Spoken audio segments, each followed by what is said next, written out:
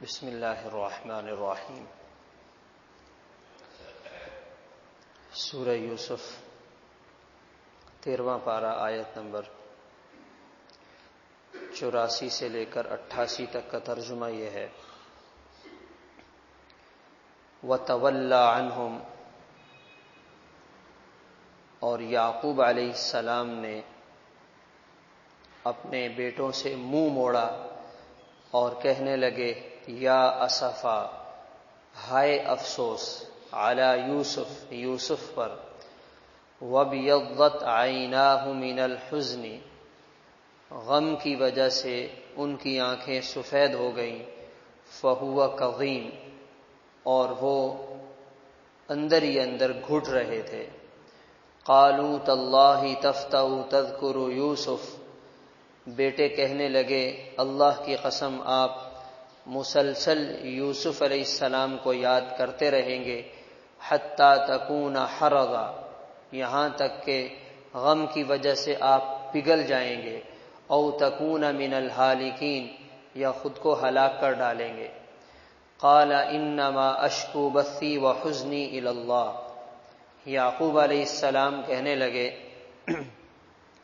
میں اپنا غم اور میں اپنی پریشانی صرف ایک اللہ کے سامنے پیش کرتا ہوں، وَأَعْلَمُ مِنَ اللَّهِ مَا لَا تَعْلَمُونَ، اور میں اللہ تعالیٰ کے بارے میں وہ کچھ جانتا ہوں جو تم نہیں جانتے۔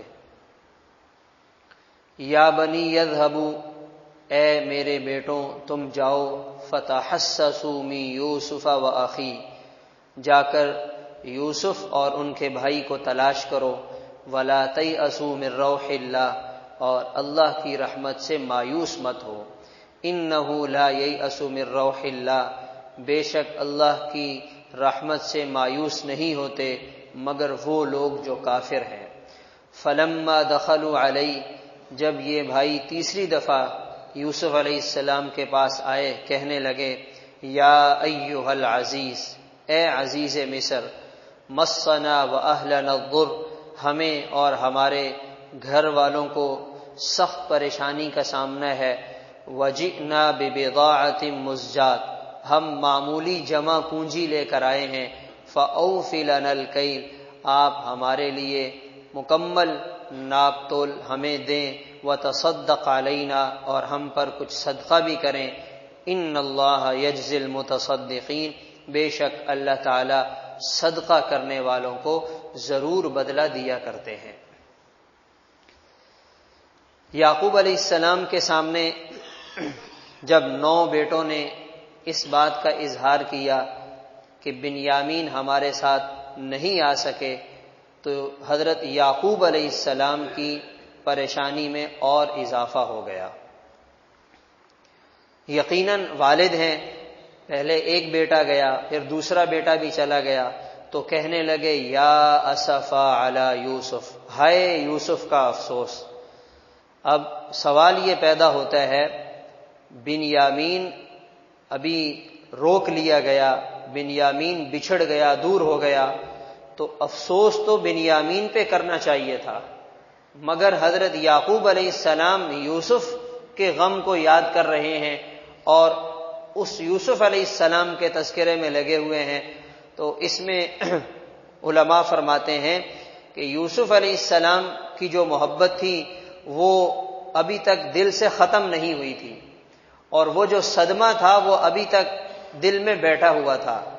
اور یہ بھی بتایا جاتا ہے کہ جو اولاد انتقال کر جائے اس کا غم اور اس کا صدمہ کچھ ٹائم کے بعد ہلکا ہو جاتا ہے، پھر ختم ہو جاتا ہے، مگر جو اولاد لاپتہ ہو جائے، بچھڑ جائے، اس کا غم زندگی بھر یاد رہتا ہے۔ جب بھی کوئی پریشانی آتی ہے تو بندہ اپنے بیٹے کو یاد کرتا ہے، پتہ نہیں کس حال میں ہوگا، کہاں پہ ہوگا، کن لوگوں کے پاس ہوگا۔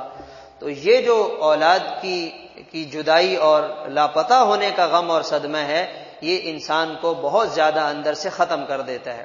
اور اگر دیکھا جائے تو جو لوگ آج کے دور میں یا پہلے بھی یہ بچوں کو اغوا کرنے کا جرم کیا کرتے تھے، ان کی سزا تو پھانسی سے کم نہیں ہونی چاہیے۔ کسی کی اولاد کو بچپن میں بچوں کو اغوا کیا اور لے کر چلے گئے، ماں باپ کے لیے کتنی پریشانی ہے. تو آج بھی ایسے جرائم پیشہ لوگ موجود ہیں، مگر قانون ایسے لوگوں پہ ہاتھ نہیں ڈالتا. اگر شرعی قانون موجود ہو تو ایسے لوگوں کو سولی پہ لٹکانا چاہیے تاکہ انہیں پتہ چل جائے کہ ہم کسی کی اولاد کو کیسے اغوا کرتے ہیں. تو یوسف علیہ السلام پر افسوس کا اظہار کر رہے ہیں، رو رو کر حال برا ہو گیا، آنکھوں کی سیاہی سفیدی میں بدل گئی اور دل گھٹ رہا ہے، پریشان ہو رہے ہیں. جب بچوں نے دیکھا کہ یہ ابھی تک یوسف کو یاد کر رہے ہیں، تفاسیر میں 40 سال کا زمانہ لکھا ہے، 40 سال ہو گئے اور ابھی تک یوسف کا نام لے رہے ہیں، تو انہوں نے بھی کہا ابا جان، دادا جان، آپ کیوں اپنے آپ کو ہلاکت میں ڈالتے ہیں؟ اب یوسف کا تذکرہ چھوڑ دیں، اب یوسف کا نام مت لیں. تو یعقوب علیہ السلام کہنے لگے میں تم سے اپنے غم کی شکایت نہیں کرتا، میں اپنا غم اور پریشانی صرف ایک اللہ کے سامنے پیش کرتا ہوں. انما اشکو بحزنی بثی وحزنی الی اللہ. اور کہنے لگے مجھے اللہ پر بڑا یقین ہے، میں مایوس نہیں ہوں، ایک دن آئے گا اللہ تعالی ہم سب کو جمع فرمائیں گے. اس میں ایک بات تو یہ ہے کہ بچپن میں جو یوسف علیہ السلام نے خواب بتلایا تھا وہ خواب بھی ان کے ذہن میں تھا کہ 11 بھائی وہ ستارے ہیں اور سورج اور چاند سجدہ کر رہے ہیں. تو اس تعبیر کا انہیں انتظار تھا کہ اس خواب کی تعبیر کب وجود میں آتی ہے. اور دوسرے نمبر پر انہوں نے ان دنوں میں بھی کوئی اس قسم کا خواب اللہ کی طرف سے دیکھا جس میں سب بھائی جمع ہیں، ماں باپ جمع ہیں اور ایک مجلس لگی ہوئی ہے.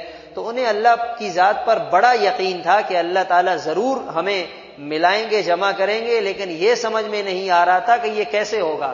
یوسف بھی گیا، بنیامین بھی گیا، بچے اپنی کہانیاں سنا رہے ہیں. اب پتہ نہیں ہے کیسی آزمائش اور اس کا کتنا زمانہ ہے. 40 سال سے تو میں صبر کر رہا ہوں، انتظار کر رہا ہوں. تو کہنے لگے میں تم سے شکوہ نہیں کرتا، میں اللہ کے سامنے کرتا ہوں. پھر اس میں علماء ایک بات یہ فرماتے ہیں، انسان پر اگر کوئی غم، بیماری یا پریشانی آ جائے اس کا اظہار کرنا شرعاً جائز ہے یا نہیں ہے؟ تو علماء فرماتے ہیں، فقہا بتلاتے ہیں اپنے غم کا اظہار کرنا جائز ہے. بیماری ہے، پریشانی ہے، اس کا غم اور اس پریشانی کا اظہار کرنا شرعاً جائز ہے. حضرت یعقوب علیہ السلام نے صبر بھی کیا ہے اور اپنے غم اور پریشانی کا اظہار بھی کیا ہے. یا اسفا علی یوسف، یہ تو قرآن نے ایک جملہ ذکر کیا ہے جو یوسف علیہ السلام کی یاد میں یعقوب علیہ السلام تنہائی میں روتے ہوں گے، اس منظر کو قرآن نے نہیں بتلایا. یہ ایک جملہ صرف اس کو ان کے غم کی عکاسی کر رہا ہے کہ ان کے اندر سے جو ہا کی آواز نکلتی ہوگی وہ ان کا کیا غم ہوگا، کیا کیفیت ہوگی، کہ اس غم کی وجہ سے وہ نابینا ہو گئے ہیں، آنکھوں کی بینائی چلی گئی ہے اور حضرت یا یوسف علیہ السلام کو یاد کر رہے ہیں. تو اپنے غم کا اظہار کیا جا سکتا ہے. حضرت عائشہ رضی اللہ تعالیٰ عنہ کے سر میں درد ہوا تو کہنے لگی واہ رأسا، ہائے میرے سر میں درد ہو رہا ہے. آپ صلی اللہ علیہ وسلم سے بھی اس کا ثبوت ہمیں ملتا ہے. اور بزرگوں میں بھی مختلف معمول رہا ہے. بعض بزرگوں کا حال یہ ہوتا جب بیماری آتی تو اس میں اس بیماری کا اظہار کرتے، سامنے والے پریشان ہو جاتے تو کہتے کہ میں اللہ کے سامنے یہ اظہار اس لیے کرتا ہوں یا اللہ میرے اندر اتنی ہمت نہیں ہے کہ میں اس سے زیادہ برداشت کر سکوں، تو اللہ تعالیٰ کو ترس آئے گا. اور بعض بزرگوں کا معمول یہ رہا کہ وہ بالکل چپ رہتے، کوئی کسی قسم کا اظہار نہیں کرتے اور یہ فرماتے بھائی یہ بیماری آئی کس کے پاس سے ہے، تو ہم تو اس پر صبر کریں گے اور ہم اس کو برداشت کریں گے. تو دونوں طرح کیا جا سکتا ہے. اگر غم کا اظہار کریں تو بھی اس کی اجازت ہے، اور اللہ کی رضا کے اعتبار سے اگر آدمی میں اتنی وہ صبر اور حوصلہ ہو تو وہ اس کے اوپر خاموش بھی رہ سکتا ہے. پھر کہنے لگے اے میرے بیٹوں جاؤ، جا کر یوسف کو تلاش کر کے لے آؤ. گم تو بنیامین ہوا ہے اور تلاش کرنے کے لیے یوسف کے پیچھے روانہ کر رہے ہیں. عجیب بات ہے. فتحسسوا من یوسف، اور پھر اس کے بھائی کو بھی دیکھ لینا اور مایوس مت ہونا. مایوسی یہ ایک ایمان والے کی شان نہیں ہے. تو بھائی کہنے لگے اب بوڑھے ابا اصرار کر رہے ہیں جائیں تو کہاں جائیں، یوسف کہاں ملے گا، چلو ایسا کرتے ہیں مصر جاتے ہیں، بنیامین تو مل ہی جائے گا، بادشاہ کی منت سماجت کریں گے، ہو سکتا ہے ہم پر ترس آ جائے. تو جب وہ پہنچے عزیز مصر کے سامنے، بڑی لجاجت کے ساتھ انہوں نے اپنے گھر کا جو منظر نامہ پیش کیا ہے، ہمیں، ہمارے گھر والوں کو، ہمارے ابا جان کو بہت تنگی ہے، بہت جو ہے وہ پریشانی ہے، معاشی اعتبار سے پریشان ہیں، والد صاحب رو رو کے ان کا حال برا ہو گیا ہے، ہمارے گھر میں کچھ نہیں ہے، ہم آپ کے سامنے بھیک مانگنے کے لیے آئے ہیں، یہ کچھ معمولی ہمارے پاس جمع پونجی تھی، ہم نے یہ آپ کی خدمت میں رکھی ہے، آپ یہ ہم سے قبول کریں، ہم پر صدقہ کریں اور اپنی طرف سے کچھ ہمیں دے دیں، اللہ تعالیٰ صدقہ کرنے والوں کو پسند کیا کرتے ہیں۔ جب یوسف علیہ السلام نے دیکھا کہ حالت اتنی نیچے جا چکی ہے کہ آج میرے بھائی میرے سامنے کھڑے ہو کر صدقے کا سوال کر رہے ہیں، اپنے ابا کے لیے بھیک مانگ رہے ہیں، تو پھر حضرت یوسف علیہ السلام کی جو برداشت تھی وہ جواب دے گئی۔ اور یہ بھی ہمیں اس میں بات سمجھ میں آتی ہے کہ ایک وہ وقت تھا جب بھائی یوسف علیہ السلام کو کنویں میں ڈال رہے تھے تو یوسف علیہ السلام نے کہا تھا ایسا مت کرو، ابا کو کیا منہ دکھاؤ گے، آج وہی یوسف ہے اور وہ عزیز مصر ہیں، مصر کی وزارت ان کے پاس ہے، اور یہی بھائی ہاتھ باندھ کے ان کے سامنے بھیک مانگ رہے ہیں، اور انہیں پتہ نہیں کہ یہ وہ یوسف ہے جس کو ہم کنویں میں ڈال کے آئے تھے۔ پھر ان کے ساتھ آگے گفتگو فرماتے ہیں اور ان کو حقیقت حال سے باخبر کرتے ہیں۔ اللہ تعالی عمل کرنے کی توفیق عطا فرمائے۔ اللہ صلی اللہ